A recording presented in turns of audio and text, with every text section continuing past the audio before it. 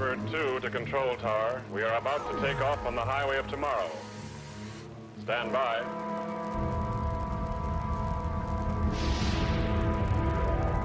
The future looked pretty good at the 1962 World's Fair. At home, everything could be done with a touch of a button. And when we left the home, the transportation of the future was going to be equally amazing. Look at all this stuff. Well, the Space Needle's still here. But we've gotten hardly any of that cool transportation stuff we saw at that World's Fair some 40-odd years ago. Yeah, we've got hardly any hovercraft, hardly any high-speed trains running through tunnels on the ocean floor, and no jetpacks. So where does that leave us?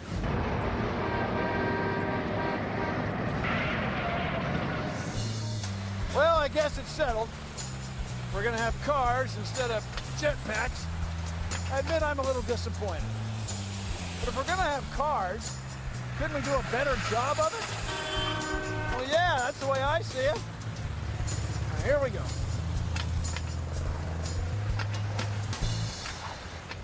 The Eyes of Nye.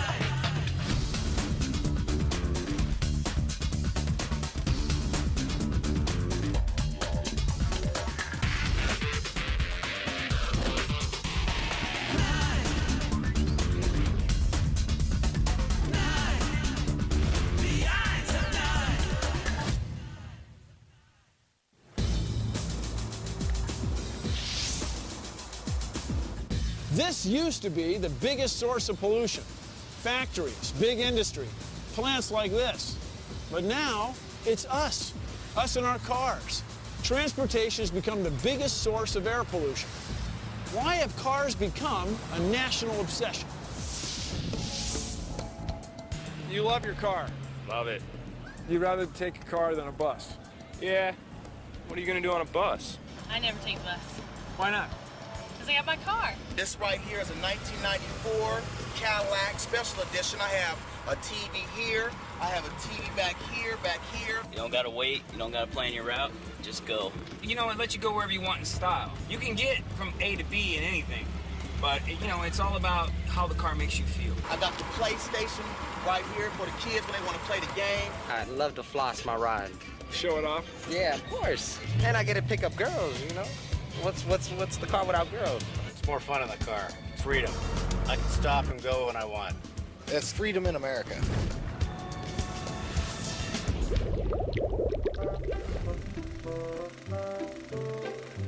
You see, Mary and Tommy, the automobile is changing mankind for the better. But, Mr. Sanders, won't cars bring about sprawl, a dependency on foreign oil, and harm to the environment?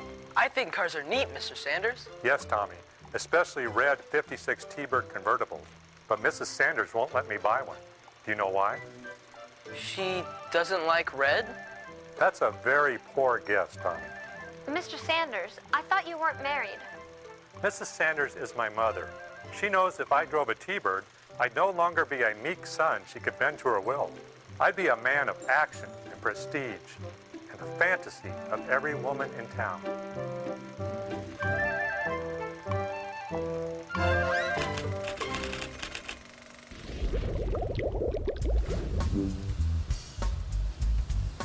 It takes a lot of energy to get a car to the top of a hill. Going downhill, we step on the brakes or run against the engine. Either way, that energy is lost to heat. It ends up in the air. In regular gas-powered cars, there's no way to get that energy back. This fundamental idea of speeding up or going down or slowing down, is why it's a good idea to use a vehicle that doesn't weigh too much. Now here's a single woman who's gotten basic transportation that's stylish. See? No problem. You want some help there? No, I got it. Ah, the typical American minivan with the typical American family. Works for me. Looks like it works for them, too.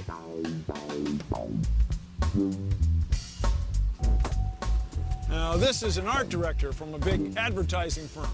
His apartment's just a few blocks from work, but he chooses to drive this big vehicle, which is designed for military assaults over rough terrain. A couple of tons do make a difference. But I guess chicks dig these. Or do they? I got it, bro. Yeah, I'm sure you do. Pound for pound, kilogram for kilogram, drop for drop, gasoline is very high-performance fuel. It has a lot of energy. That's why we've stuck with it, lo these many years. The trouble is, burning gasoline produces emissions. Now, we can't keep pumping gasoline out of the ground forever. It's not renewable. We're going to run out.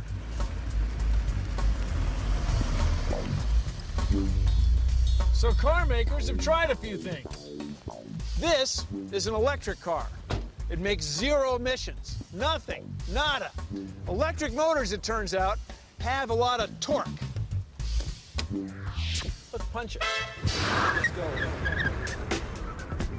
See, this car can out-accelerate sports cars and motorcycles. The reason electric vehicles didn't really catch on, though, is that they don't go very far. I can go about 150 kilometers, about 120 miles on a charge. And that's not very far when it takes 4 hours to recharge. Now, the reason they don't go very far is that the batteries are big and heavy. They're bulky. So that makes the vehicle heavier and takes a lot of energy to get it going. But manufacturers have come up with other ideas.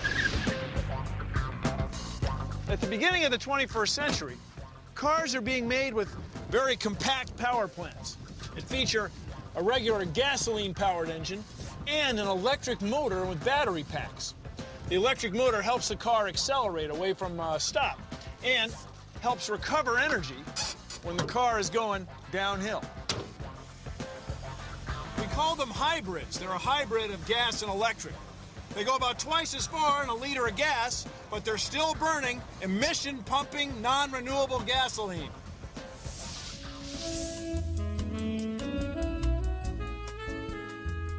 Well, hi there, and today we're gonna finish our beautiful scenic mountain landscape and flowing stream scene. And you remember how beautiful it was?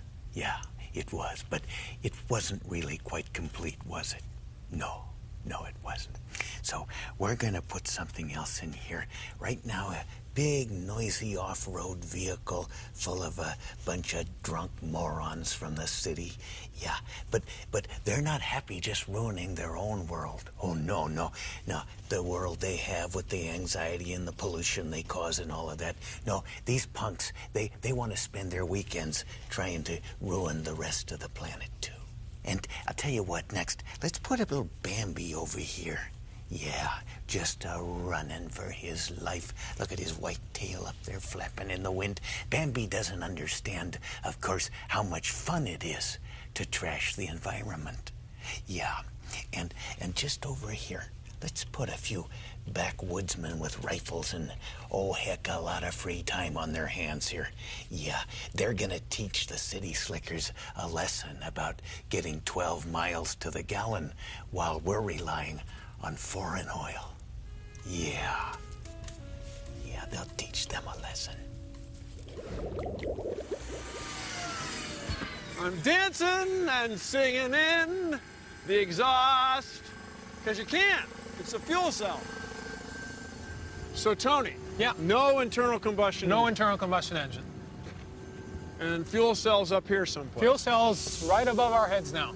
And the hydrogen's up there? Hydrogen's in the front of the bus, Up under here. that hood there. Oh, man, so nothing comes out the back but water vapor. Water vapor, a little bit of steam, clean and healthy. May I drive? Yeah, sure. Hop on.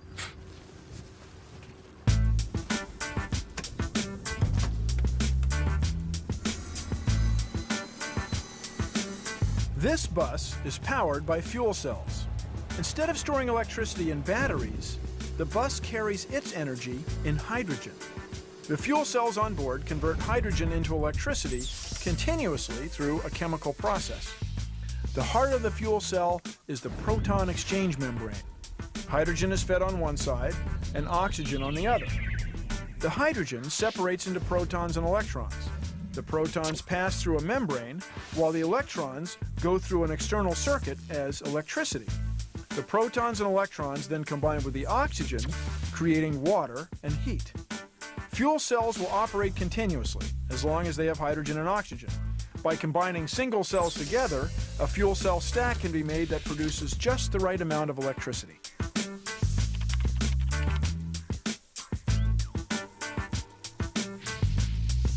It's like riding a bike.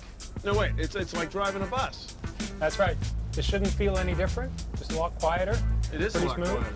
People's perception might be that fuel cells, first it's kind of a spooky expression, fuel cells, that this is, you know, decades away. But here's this bus running, right? That's right. We've got 60 vehicles on the street around the world. There's people hopping on and off fuel cell buses every day. This is certainly something that I'm going to see in my lifetime.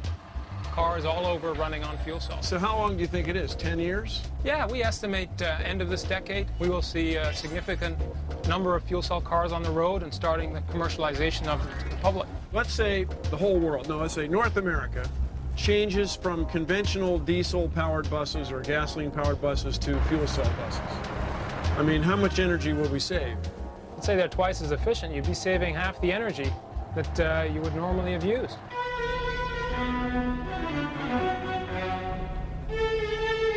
Nothing but water vapor. It's distilled water. It is. A toast to the future. How does it taste? Like water. It's not bad.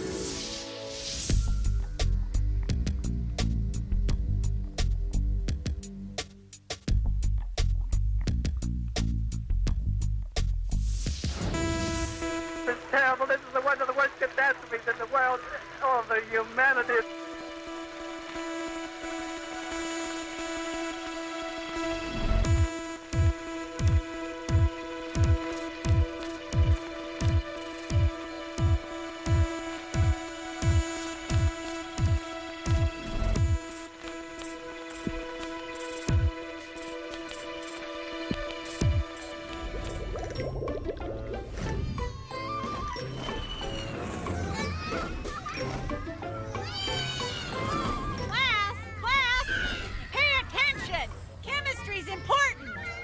She's right. Knowing your chemistry does help you make good decisions about your impact on the environment. Well, class, what is the best fuel for cars? Gasoline-powered cars use octane. Natural gas vehicles use methane. Some fuel cell vehicles use methane, and some use hydrogen. You see, it's all in the molecules.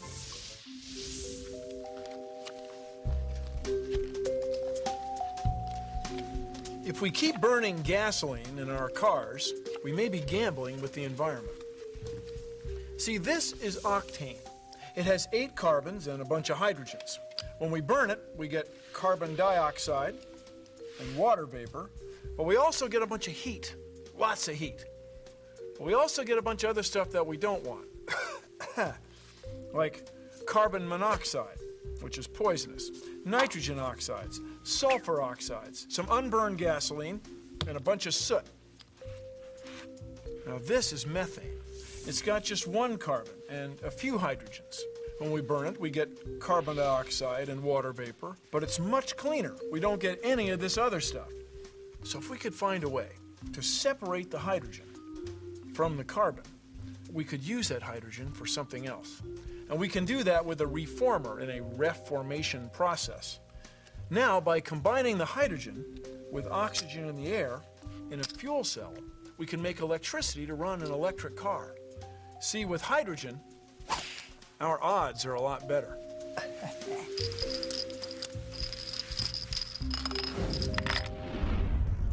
This little car is a fuel cell vehicle. This plastic box is the fuel cell. When I throw the switch, it will allow the hydrogen gas to combine with the oxygen to form H2O, water vapor. Now, along with producing water, fuel cells produce electricity. So a fuel cell vehicle is really an electric car with a great battery. When I throw the switch, it'll produce electricity, and off we go. So here's our goal. If we could find a renewable source of hydrogen, we could make getting around a lot cleaner. We're just at the beginning of this technology. There's a hydrogen tank that's running this small cart. See, we can build them just about any scale. The key is finding a source of hydrogen. The great thing about hydrogen is that it's all around us.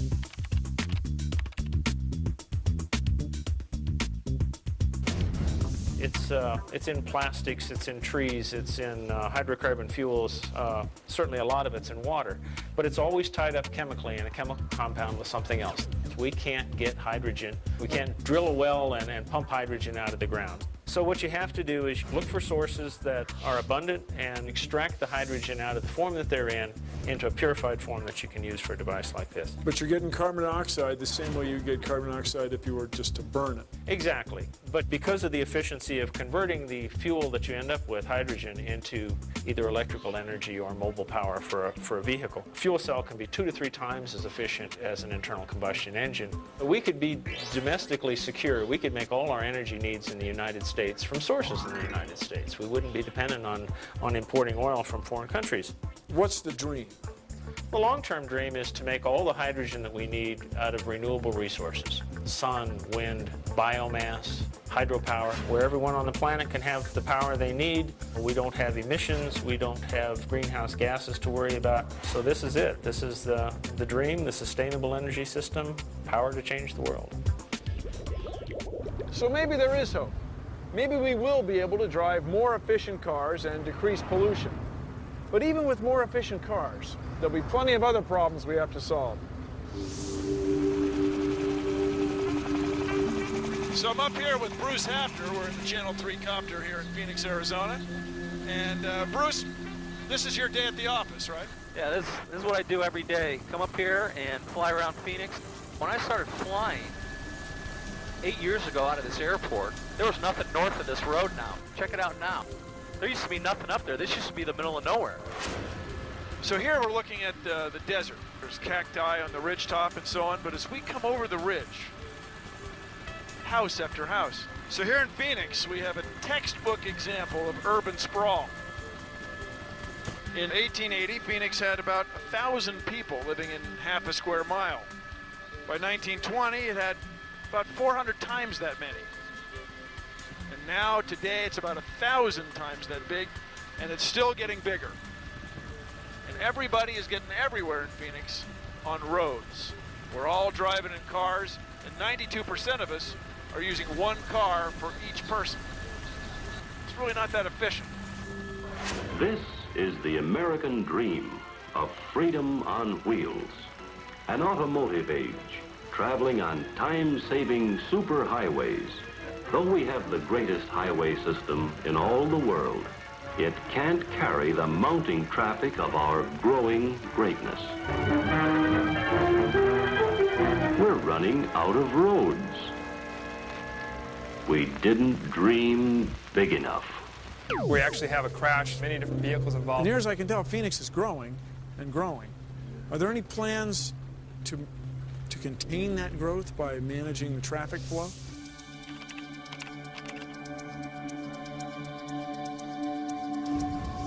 Well, there's a few things that we're doing as far as adding new highways. We've added in the last 15 years 100 miles of new highways that we didn't have before. Obviously, we're widening some of our existing highways as well.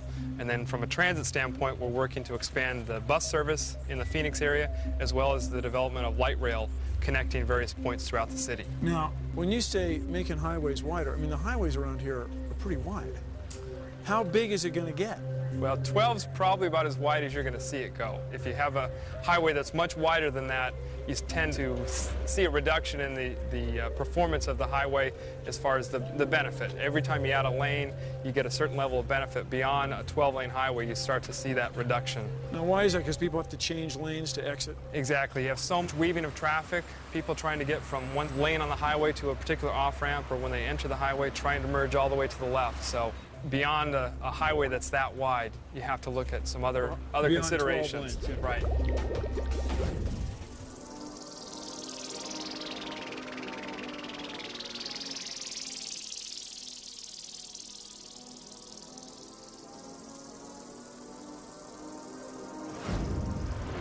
All these cars, all this traffic, it's frustrating. How are we ever going to solve this problem? Los Alamos National Laboratory, birthplace of the atom bomb and the world's fastest supercomputer, where the expertise in simulating military logistics and tank battles has turned to modeling traffic. So this is complicated. This is more complicated than rocket science.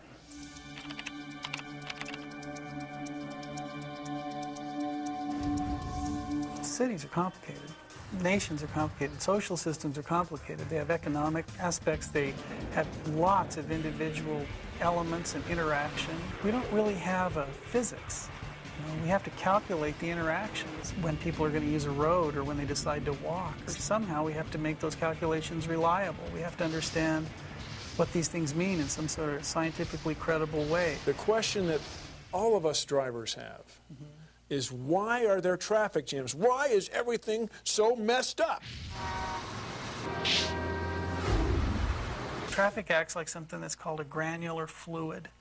Like sand through a pipe of air. Like sand through a pipe of air, with a small exception, a large exception. A significant exception. A significant exception, that people have motives to be there. Sand grains probably aren't thinking too much. No, they don't have a lot of plans. Yeah, as far as we know. Right. Yeah.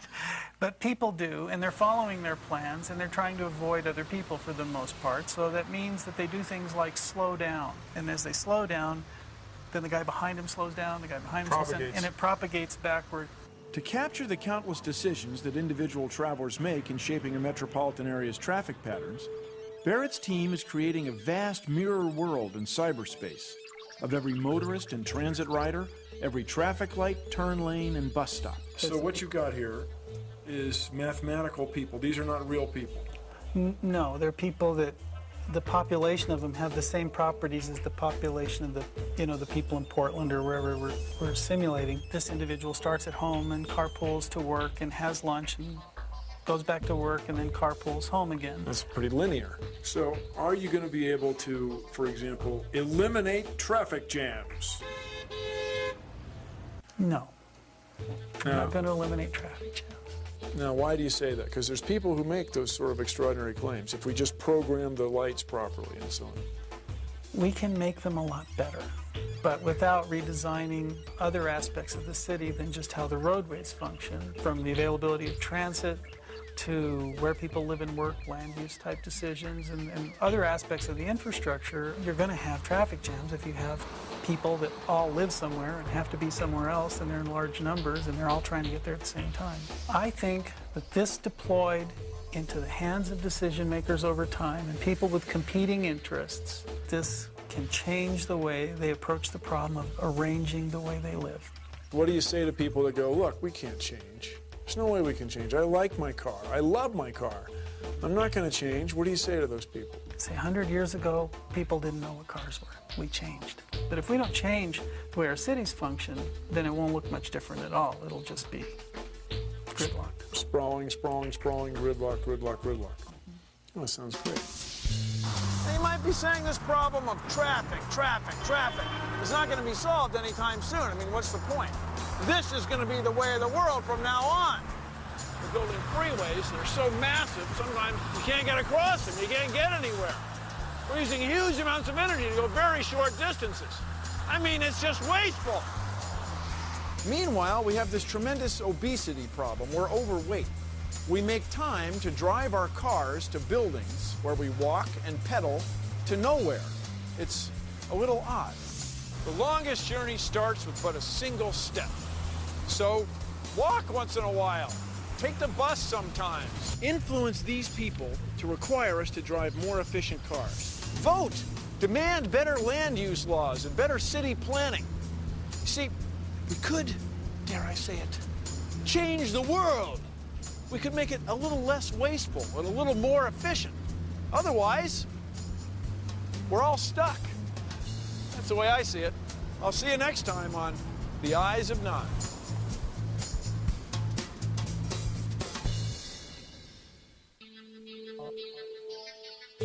We've covered a lot of ground, but it's just the tip of the iceberg.